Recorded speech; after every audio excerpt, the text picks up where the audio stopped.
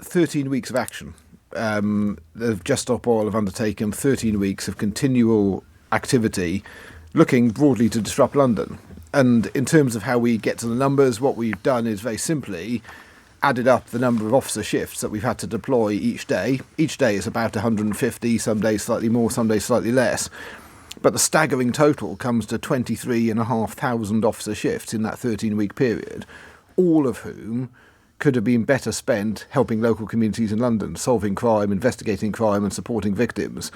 So we know policing protest is part of policing in London. It always has been. But this really long-standing, this 13 weeks of continual activity, undoubtedly has led to those numbers. Well, I have a number here. This is like paying the salary of around 200 police officers. I would imagine, Assistant Commissioner, you can imagine where those men and women could be better deployed. Of course. And to be clear, like, the Met is a resilient organisation. We're a large organisation and we're used to policing protest. But this is quite a chronic thing in terms of every single day. We've got over 150 officers who ordinarily would be policing in local communities, who are policing in and around other parts of London. And one of the challenges we have with Just Stop Oil is they don't tell us where they're going to protest. They don't tell us when they're going to take this action. They don't engage, which means that we have to put more officers on it than we otherwise would do to ensure, as your listeners will have seen, that there's people get frustrated when there's not a quick response. So we need to make sure there's a quick response as well. And what areas might that be, where there hasn't been a response that would normally be what the Met would desire, because you've got 150 men or women tied up with this? What sort of areas are we talking about? There's nothing specific. I can't say that on this shift, on this day, we would have had people, but we are pulling officers from all over London. Not only our borough officers, but also other officers from specialist units. But on every single day, 150 officers who otherwise might have been on response teams, who might have been doing other work, might have been conducting local investigations, have been taken in as part of the central command team to respond to the Just Stop Oil activity. So can I say, it does make a vulnerability. There's a degree of vulnerability because you haven't got the blokes and women doing what they want to do. I know your men will be doing what they can and the women, I get it, but it does expose Londoners unnecessarily. That's fair, Assistant Commissioner. So, as I said, we're resilient. We're a big organisation, but the demand is significant. And because it's day in, day out, Londoners feel it more because every shift, each shift's people may be one or two officers shorter than they might have been. But I think what's important as well is that it doesn't stop here. So you remember, and listeners remember back to the activity in the autumn where we arrested 750 people. Yeah. This time we've arrested 271 people and charged 174 as part of this phase. So all of that now needs to go through the criminal justice system. So we've got a whole team of officers from our public order crime team working to prosecute those people that have been arrested, working to get them charged, to get them through the criminal justice system. And some of those cases won't be heard until 2025. So we've got a significant amount of effort still to carry on to actually bring those people that have disrupted London to justice. And coppers taken from the front line. Of course, they could have been doing other things. So they could have been investigating other stuff. Now, you and I have talked in the past, and I know that you and all your colleagues agree that we must allow peaceful protest. You wouldn't want to police a city or a country that didn't allow for that. But what have you learnt, not you personally, what have the Met learnt about policing protests as a result of these 13 weeks we've endured?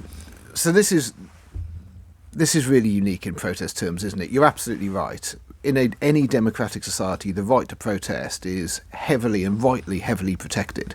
It's something the Met well understand in terms of rights under Articles 9, 10 and 11 of the Human Rights Act. Critically important rights. But this isn't protest, this is crime. And there's a difference. So the right to protest is very strongly protected. But when you get into deliberately causing serious disruption to the public of London, stopping people going about their daily business, disrupting people going to work or to hospital or taking their children to school, then that tips over into crime. I think in terms of what we've learned, the speed of response is essential, but that draws slightly more people. We know Londoners are getting frustrated. What we didn't want to see and what we don't want to see is people taking the law into their own hands. Got close to it, Assistant Commissioner, didn't it? But we need it. Motorcyclists driving through banners and various others. Which is why we need to get there quickly, which is why we need to take action quickly. And the law has changed. And the law has defined serious disruption more clearly for us, which has enabled us to move more quickly during this period. So we've had to adapt to the new legislation as well. Is slow walking illegal now? No.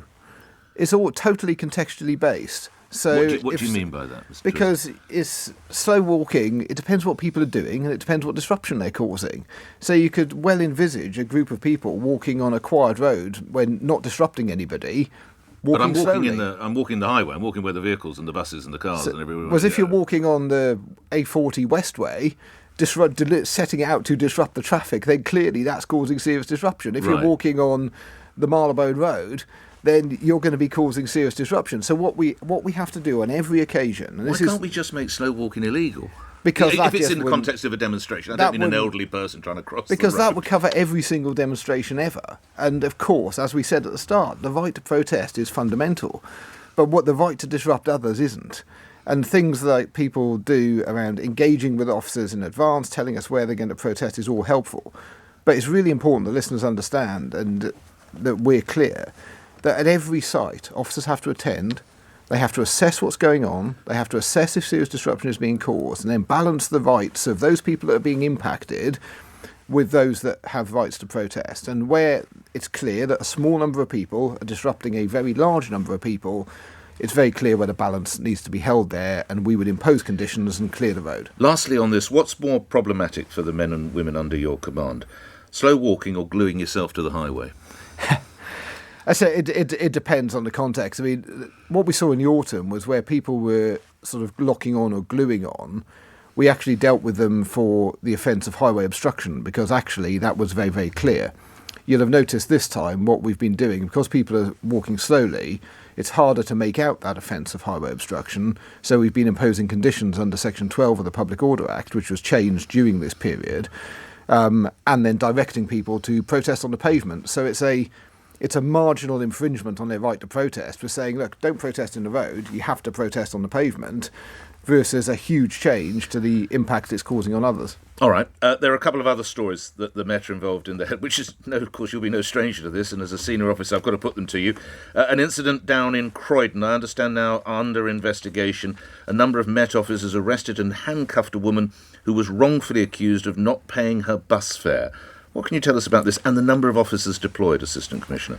So I gave a statement on this yesterday, and it's something that has generated strong views across, and looking at my sort of social media overnight, there's a body of people that are saying the Met have been really defensive and just don't get it and haven't changed, which I don't think is right.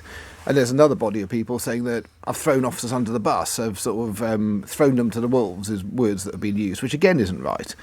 So what we had yesterday was a lady, our Transport for London officers who are working... Well, it developed yesterday. I think it happened earlier in the month, that's didn't it? right. The story developed on social media yesterday. Yeah. So what we had was officers who work for our Roads and Transport Policing Command that work with Transport for London were on a joint operation with Transport for London ticket inspectors. And these are quite common across London. Yeah, they're really common. And there's crime on the bus network, there's crime on the transport network, and the officers are there focused on dealing with more serious crime. However, when they are deployed with TfL inspectors, of course there's a chance they'll end up in dealing with fare evasion. Now, my understanding of what happened was that the lady concerned was asked for a ticket by the ticket inspector and didn't produce one. She then spoke to a PCSO and again didn't produce a ticket, and eventually ended up speaking to officers. What's clear is we're an empathetic organisation. One of our new values is empathy. Nobody that sees a young child being upset in that way would be happy about that or feel that that's, that we don't regret that happened. Of course we do. Nobody wants to see a young child upset in that way. What would your advice to an officer be in that situation? But this is a point. My point would be, we discussed this yesterday, Assistant Commissioner, and most of my listeners said if the woman involved had shown her Oyster card or credit card or whatever, she had paid. Yeah. What your advice to an officer would be, you've got to stick with it. You've got to make sure this woman has paid her ticket. And this is why officers are in such a difficult position, isn't it? In that if you are there, if the ticket inspectors are saying this person is not showing a ticket, you've got to start engaging with that person. As I said, nobody wants the child to be upset, but equally, officers have a duty. They've got to do their duty. And I said our initial review led us to believe that no conduct matters had been conducted. That was our initial review. So why refer yourself? Have you referred yourself? Yeah. But that doesn't mean that we can't be mindful and alert to real community concern. If you're confident, why do you need to refer it? Because we're worried about what the communities of London think, and that rightly so. Can't we see the body, the camera, body-worn cameras? So what happened yesterday was the chief superintendent from the local borough and from the Road and Transport Policing Command held a meeting with community members, and we're talking about showing some community members the body-worn video. Right. But of course, there's things around data protection and protection of identity of people that need to be considered. Well, I mean, I'm looking at a series of pictures in the Times, Assistant Commissioner. Yeah. The necessary faces have been, I'm going to use the word digitised or blurred. You could do that with a video. I'm sure we can, and we're looking into it, Nick. I mean, I don't think we have anything to hide here, and I think if we can, we will. Right. But I think this just shows the difficulty of the situation, where we've got polarised views, particularly on social media, taking a view as to what happened. Nobody wants people to be upset, but equally the officers have got a job to do. And the reason we referred it, to be clear on this point, is because we're worried about public confidence. One of the main things we're trying to do is to build more trust here. We want the public to trust us. And it's clear that this incident has led to a section of community questioning their trust or damaging that trust. So one of the ways to deal with it, even though actually on my review I don't think the officers have done something wrong, but there's no criticism. I don't think it's a bad thing for us to ask an independent body, the IOPC, to say, well, look, can you have a look at this and see if there is anything that we didn't do right? What's the tone of debate on social media then? Obviously I don't have access to your sites, but what is it? It's anyone that follows people on Twitter will see. I mean, it's really toxic, but that's from both sides. So we've got people that are on one side of social media saying, the police are being defensive, they're not listening. And I think I tried really hard in our statement to say, look, we are listening. This is why we want to speak to the community. This is why we had a community meeting. And then on the other side, we've got people saying, you're not supporting your officers, which, again, we are supporting our officers. And the important point is, I don't think these are mutually exclusive things. I think we can listen to the community, we can take concerns, and we can learn from this type of operation. When working with Transport for London, we can learn and say, actually, whenever we're going out with revenue protection officers, is this something we want to do in this way? But also, we want to support our officers. We've got to give the officers the confidence that they're able to interact with the public and they're able to use their powers when necessary, when proportionate. So I don't think it's mutually exclusive.